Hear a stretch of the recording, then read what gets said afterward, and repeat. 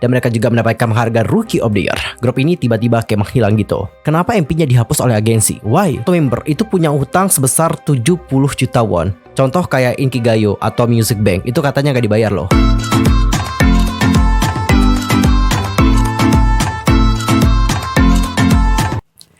Annyeonghaseyo Cengedel, user Kemenida, welcome back to my YouTube channel. Nah, gimana sih kabarnya hari ini? BBK aja dong ya. Dan kelas money yang lagi dalam kondisi nggak BBK aja. Keep fighting guys, don't give up. Nah, jadi untuk hari ini kita akan ngebahas tentang konspirasi dibalik menghilangnya sebuah boy group, yang mana sebenarnya boy group ini digadang-gadang bakalan jadi besar nih. Apalagi mereka juga sudah memenangkan Rookie of the Year, tapi kemudian tiba-tiba kayak hilang gitu tanpa jejak. Dan sekarang juga nggak comeback dan dengar-dengar katanya udah bubar juga sih. But wait, tahan dulu sebelum kita ngebahas tentang grup yang satu ini. Pastikan dulu untuk tekan tombol subscribe, bunyi loncengnya, serta jangan lupa juga buat like, comment, and share kepada teman-teman yang lain. Dan berikut adalah pembahasan selengkapnya. Guys, aku yakin dari tadi kalian tuh bertanya-tanya, ini grup namanya siapa sih? Oke, nama grupnya adalah Lucente. Oke, Lucente itu adalah penyebutan bahasa Koreanya. Tapi untuk tulisan bahasa Inggrisnya adalah seperti ini. Dapat kalian searching nanti, mungkin kalian tuh mau lihat video musiknya seperti apa. Oke, nanti kalian bisa searching di YouTube ya. Untuk informasi singkat, Lucente ini adalah grup beranggotakan 7 orang member. Mereka mulai debutnya di bawah agensi Noga Entertainment di tahun 2018. Nah, rilisan pertama dan satu-satunya mereka adalah mini album The Big Dipper. Sebelum debut, mereka juga telah punya kegiatan promosi di Jepang, Hong Kong, dan bahkan India. Nah, nama mereka ini juga kombinasi loh guys, dari bahasa Latin dan Inggris, yang artinya adalah bersinar seterang bintang. Wow, namanya sangat bagus banget loh guys, Lucente. Dan artinya juga sangat bermakna banget. Serius, aku suka banget sama namanya. Dan untuk member, sebenarnya ya pas awal-awal debut membernya itu ada 7 orang, tapi pada akhirnya ada satu yang keluar. Nah, untuk membernya itu ada Hiro, lalu ada Yusong, Zihu, Kogun, Taejon, Park, dan Bao. Tapi Bao ini akhirnya meninggalkan grup tersebut. Dan pada akhirnya Lucente ini lanjut dengan 6 orang member saja. Dan selain itu mereka juga punya 2 ex-member saat masa pra-debut. Untuk ex-member saat masa pra-debut nih, itu ada CN, dan yang kedua adalah Jong Chan. Dan juga setelah aku perhatikan bagaimana profil mereka, ternyata untuk boy group ini punya segudang talenta. Ngerti nggak? Di dalam grup itu bahkan punya bukan punya dua, tapi 3 vokalis utama sekaligus. Lalu ada juga 2 main dancer, dan bahkan di grup tersebut juga punya komposer. Komposer dalam artian yang menciptakan lagu. Hebat banget kan grupnya, sangat berpotensi banget tuh guys. Grup ini untuk dapat bersaing di industri musik yang sangat ketat banget. Apalagi untuk visual dari membernya, wih, jangan salah ya, visual membernya debak banget loh guys. Dan cenggu, selain itu kalian tau nggak, grup ini juga pernah bilang loh bahwa mereka itu bercita-cita untuk dapat seperti Bangtan Boys. Nah, hal itu mereka sampaikan pada tanggal 18 September 2018 saat mereka melakukan showcase debut mereka dengan mini album yang bertajuk The Big Dipper. Ketika sedang berbincang-bincang di dalam showcase, anggota Lucente menyebut Bangtan Boys sebagai role model mereka. Yusong juga mengatakan tidak hanya punya bakat, tapi membernya juga punya pesona unik masing-masing dan sinergi antara ketujuh member sangat baik. Aku percaya Lucente harus seperti mereka dalam aspek tersebut. Ia juga melanjutkan, juga mereka sering berkomunikasi dengan penggemar sejak debut dan sering membagikan kehidupan sehari-harinya melalui sosial media. Aku juga merasa bahwa itu adalah hal yang harus dipelajari. Dan pada awal karir sebenarnya Lucente juga telah mendapatkan pengikut internasional yang kuat, terutama di India, Hong Kong, dan bahkan Jepang, di mana mereka menghabiskan sekitar 10 bulan lah guys memainkan serangkaian konser di negara-negara tersebut. Pengalaman di luar negeri sebelum debut resmi band itu juga meletakkan dasar bagi kesenian yang lebih solid, kata para membernya. Dan di sini ada salah satu membernya bernama Yusong mengatakan, saya pikir kekuatan kami adalah kami itu dapat tampil di mana saja, kapan saja, sama seperti aktor musik yang menghafalkan dialog mereka. Kami juga tampil dalam bahasa asing setelah menghafal bahasa negara. Wah, debak ya. Perjuangan mereka nggak main-main. Mereka itu bahkan sampai ngapalin loh bahasa dari negara yang mereka kunjungi. Ada India, Hong Kong, bahkan Jepang. Cinca debak. Lalu di sini Hiro juga mengatakan, sungguh mengesankan ketika lagu-lagu kami menarik penggemar dari seluruh dunia yang memiliki bahasa, budaya, dan juga warna kulit yang berbeda.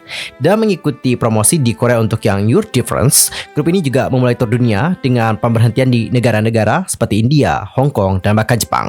Menunjuk BTS dan TVXQ sebagai panutan, Lucente juga mengatakan pihaknya berharap dapat mengikuti jejak mereka dengan mencapai kesuksesan baik di Amerika Serikat dan juga Jepang. Dan cukup pada penghargaan Korean Culture Entertainment Award ke-26, Lucente itu meraih penghargaan sebagai Rookie of the Year. Namun cinggu, sayang banget, meskipun grup ini telah mencapai kepopularitasan yang besar di berbagai negara, seperti negara-negara yang telah aku sebutkan, dan mereka juga mendapatkan penghargaan Rookie of the Year, grup ini tiba-tiba kayak menghilang gitu. Dan gak hanya menghilang saja nih cinggu, oke? Gak hanya menghilang, tapi mereka juga telah membatalkan tur konser Eropa mereka. Dan sampai sekarang mereka itu tidak membuat comeback, which mean Satu-satunya mini album yang telah dirilis adalah The Big Dipper. Selain itu tidak ada lagi yang dirilis oleh mereka. Dan dikarenakan mereka juga nggak comeback sama sekali, apalagi untuk konsernya juga udah dibatalkan, banyak penggemar yang percaya bahwa agensi mereka yaitu Noga Entertainment pada dasarnya telah meninggalkan mereka dalam kegelapan. Faktanya adalah unggahan terakhir ke akun YouTube resmi mereka adalah video berdurasi 4 detik saja dari anggota grup yang tidak aktif. Dan Magni Parha yang bermain dengan hati yang mengembang. Yang lebih aneh adalah fakta bahwa agensi mereka menghapus video musik, tetapi bukan teaser promosi ataupun pembuatan film di balik layar. Aneh ya? Kenapa MP-nya dihapus oleh agensi? Why? Kenapa nggak dibiarin aja gitu MP-nya? Padahal menurut aku ya, MP-nya juga nggak ada problem. Setelah aku kupas-kupas tentang mereka juga nggak ada kontroversi sama sekali. Mungkin seandainya kalau MP-nya punya kontroversi lah ya kan, ya masuk akal lah gitu dihapus. Ini nggak ada angin, nggak ada hujan, nggak ada petir yang menyambar, tapi tiba-tiba MP-nya dihapus. Kenapa nih bang? Kenapa nih dihapus gitu? Kasihan loh penggemarnya, banyak loh yang masih kepo sama Luciente. Kenapa harus dihapus MP-nya? Why? Dan pada tanggal 25 April ada pengguna Twitter, username-nya adalah Parhali, itu berbagi dengan sesama penggemar tentang apa yang terjadi dengan para membernya. Termasuk ada dari mereka yang telah menjalani wajib militer. Nah kita sebut saja mulai dari Parha dan juga Kogen, itu katanya bergabung dalam program Mnet Jepang yang Amable TPK World G8. Lalu ada anggota Yusong yang dikenal sebagai Munsong, itu katanya telah menjalani wamil. Dan Cinggu tampaknya ya, sementara untuk sekarang ini masih ada 4 member yang aktif dari 7 member. Mereka semua juga telah bekerja pada proyek-proyek independen atau individu, dikarenakan mereka juga pada dasarnya tidak bekerja sebagai sebuah kelompok lagi. Grup ini sebenarnya belum bubar, tapi karena mereka juga belum pernah comeback sejak debut, para penggemar tiba bertanya-tanya, mengapa agensi Luciente meraba-raba dan tidak memberikan promosi ataupun perlakuan yang layak kepada boy group tersebut. Cinggu, untuk permasalahan yang satu ini sebenarnya masih banyak alasan ya. Ada 1001 alasan lah. Tapi menurut aku satu-satunya alasan yang paling kuat akan adanya hal ini adalah masalah uang ataupun masalah hutang. Kalian tahu nggak? Ada banyak idol K-pop yang telah mengungkapin bahwa penyebab utama pembubaran dari sebuah grup adalah biasanya dikarenakan hutang, bukan dikarenakan ada problem di antara member-membernya. Kebanyakan adalah dikarenakan hutang. Nah, di sini aku akan langsung aja ngambil bagaimana cerita dari seorang ex-member dari Madtown, namanya adalah HO. Jadi HO ini telah ngungkapin bagaimana perjalanan dia sebagai seorang member dari boy group, supaya nggak salah-salah ya, dan nanti aku juga nggak terkesan jadi orang yang kayak sotoy gitu. Dari sini SO itu mengatakan nih Cinggu, bahwa kalian itu memerlukan setidaknya uang ya sekitar 500 juta won lah, atau hal ini setara dengan 6,7 miliar rupiah. Banyak banget kan? Dan uang itu digunakan hanya untuk pembuatan video klip, lalu untuk makan, pakaian dan juga sebagainya. Nah itu berarti nih Cinggu, dalam satu kelompok yang akan debut harus membagi-bagi modal yang telah dikeluarkan oleh agensi. Bila satu kelompok yang terdiri dari 7 member sama yang kayak tadi, yang kayak Luciente ini kan ada 7 member nih, maka setidaknya satu member itu punya utang sebesar 70 juta won. Oke? 70 juta won untuk satu member. Dan dicatat ini tuh adalah example dari Madtown. Kalau kita mengacu kepada Luciente juga nggak tahu, mungkin jumlahnya lebih kecil atau lebih besar, karena kan setiap agensi juga pengeluarannya beda-beda guys. Namun Cinggu, yang menjadi pertanyaan adalah bagaimana sih cara menghasilkan uang sebanyak 500 juta won untuk membayar hutang tadi? Apalagi nih Cinggu, kata si HO ya, kalau kalian itu tampil di program-program musik, contoh kayak Inkigayo atau Music Bank, itu katanya nggak dibayar loh, oke? Ini kata HO ya, bukan kata aku, tapi HO yang merupakan ex-member dari boy group Madtown, itu katanya nggak dibayar. Kenapa mereka nggak dibayar? Karena acara-acara itu ngebantu grup-grup K-pop tadi, oke? Acara-acara itulah yang akan mempromosikan mereka. Dan perlu kalian tahu juga ya, di saat boy group ataupun girl group ataupun artis manapun yang tampil di dalam program musik, mereka lah yang ngeluarin uang banyak nih Cinggu. Uangnya itu dikeluarin kemana aja? Uangnya itu dikeluarin untuk biaya panggung, oke? Dan untuk biaya panggung juga wah nggak main-main guys. Katanya sih, sempat aku baca juga ya, itu ngabisin berjuta-juta won, sampai 10 juta won loh ngabisinnya, oke? Dan mungkin untuk penampilan yang spektakuler itu lebih lagi ya. Itu pun untuk yang sederhana loh guys, 10 juta won. Apalagi yang lebih wah-wah banget ya gitu kan. Gak kebayang sih jumlah yang dikeluarkan oleh agensi untuk satu penampilan itu berapa. Lalu Cinggu, dikarenakan tampil di acara musik kan gak dapat uang nih, terus idol K-pop itu dapatin uang dari mana aja? Nah SO mengatakan bahwa para idol itu akan mendapatkan keuntungan lewat perjalanan album, terus acara yang mengundang idol, tour dan juga konser di luar negeri. Namun menghasilkan uang sebesar 500 juta won untuk grup yang tidak terkenal ataupun underrated juga merupakan hal yang sangat sulit. Ia juga mengatakan bahwa meskipun telah bekerja keras dan mantan grupnya Madtown tidak berhasil menjual banyak album, grup-grup idol yang tidak populer hanya akan berakhir dengan utang yang besar kepada agensi yang mendebutkan mereka. Nah di sini SO juga kembali menceritakan seperti ini guys, kalian dengerin.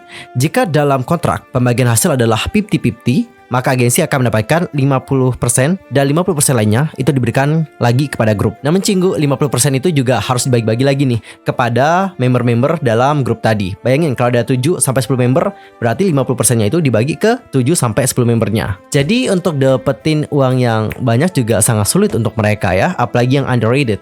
Itu benar-benar sulit banget. Jadi coba kalian pikirkan, dengan 50% yang mereka dapatkan nih untuk satu grup nih, bisa nggak mereka bayar hutang pada agensi dengan uang sebanyak itu? Bisa nggak? Lalu makna dari Matt Town ini juga mengatakan bahwa ia tidak menghasilkan uang selama menjadi idol, dan hal ini juga dilakukannya karena ia juga harus melunasi utang-utangnya selama berkarir. Dan para idol K-pop juga ternyata punya jadwal tidur yang sedikit, tidak hanya jam istirahat doang, tapi mereka juga harus siap menghadapi berbagai komentar negatif dari para netizen. Dan gak heran sih jika banyak idol K-pop yang mengalami kelelahan baik dari segi fisik dan juga mental. Dan selain itu ada juga ex-member dari MBLAQ, namanya adalah Mir, juga telah menyebut bahwa uang sebagai alasan paling umum untuk pembubaran dari grup. Terlepas dari apa yang diyakini oleh sebagian orang, mungkin itu dikarenakan tidak akur atau apalah itu. Jadi hal itu kayak jarang banget terjadi guys, karena kerja tim ataupun dinamika membernya. Nah di sini Mir mengatakan lebih lanjut. Jadi ketika kelompok bubar, orang mengira bahwa itu dikarenakan para membernya nggak akur lagi. Saya tidak berpikir itu pernah terjadi. Maksudku kayak gini, anggota MBLAQ sangat dekat loh. Dan jika kalian juga menonton pertunjukan yang dilakukan oleh beberapa tim sebagai sebuah kelompok, kalian itu dapat melihat bahwa semua orang rukun dan mereka bertingkah seperti itu. Oke, jadi dari contoh dua grup tadi, yaitu MBLAQ dan juga Matt Town, dapat kita simpulkan bahwa masalah terbesar dari sebuah agensi, apalagi untuk agensi yang underrated, itu adalah masalah utang guys. Oke, masalah utang yang harus ditanggung oleh idol dan juga agensinya. Apalagi Cinggu untuk Noga Entertainment ya. Setelah aku searching dan juga aku cari informasinya, Noga Entertainment ini masih, maaf banget nih, itu masih agensi yang kecil. Dikarenakan mereka juga masih agensi yang kecil gitu. Tentu pemasukan mereka atau keuangan mereka juga tidak sestabil bagaimana agensi-agensi besar di Korea sana. Kenapa keuangan mereka juga tidak stabil? Hal itu dikarenakan pemasukan mereka guys. Kalau agensi besar kan pemasukan mereka banyak. Orang-orang investasi semakin banyak. Apalagi di pasar saham ada yang masuk blue chip, itu kan wow, uangnya makin besar juga.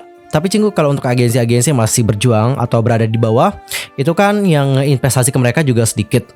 Jadi ini yang membuat mereka juga memiliki problem, terutama dengan masalah keuangan. Jadi maybe hal ini kali ya yang menyebabkan grup ini menghilang dan bahkan tidak melakukan comeback sampai MP-nya juga dihapus. Aneh juga sih kalau MP-nya dihapus, itu sih menurut aku yang kayak jadi misteri terbesarnya. Seandainya mereka emang dibubarkan gitu ya kan, no problem lah gitu kan, tapi MP-nya juga tetap ada dong, supaya orang-orang itu tahu gitu siapa itu Lu Chente. Dan menurut Cinggu gimana pendapat kalian tentang hal satu ini? Langsung saja sampaikan di kolom komentar. Oke guys, sekian aja untuk hari ini. See you next time di video berikutnya. Thanks for watching. Annyeong, kamsahamnida. Goodbye.